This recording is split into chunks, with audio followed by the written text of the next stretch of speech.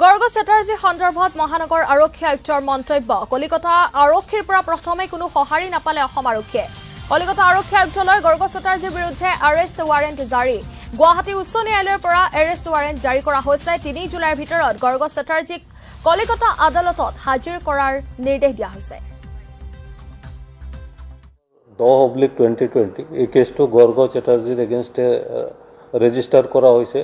স্বৰ্গদেউ চুকাফাৰ বিষয়ে তেওঁ অপমানজনক মন্তব্য কৰা ইত্যাদি অভিযোগত এই কেছটোৰ সংক্ৰান্তত তেখেতক গ্ৰেপ্তাৰ কৰিবৰ কাৰণে আমাৰ টিম ক্ৰাইম ব্ৰাঞ্চৰ টিম কলিকতালৈ গৈছিল কিন্তু তাত আমি সফল হ'ব নোৱাৰিলোঁ কাৰণ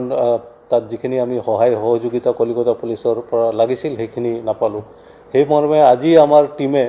আমাৰ ক্ৰাইম ব্ৰাঞ্চে মাননীয় আদালত সাব ডিভিজনাল জুডিচিয়েল মেজিষ্ট্ৰেটৰ আদালতত এপ্লিকেশ্যন দাখিল কৰে আৰু মাননীয় আদালতে আজি নতুনকৈ এখন ৱাৰেণ্ট ইস্যু কৰিছে ৱাৰেণ্ট অফ এৰেষ্ট ইস্যু কৰিছে সেই ৱাৰেণ্টত কমিশনাৰ অফ পুলিচ কলিকতাক এইটো ডাইৰেকশ্যন দিয়া হৈছে যে গৰ্গ চেটাৰ্জীক অনতিপলমে গ্ৰেপ্তাৰ কৰি মাননীয় আদালতৰ ওচৰত হাজিৰ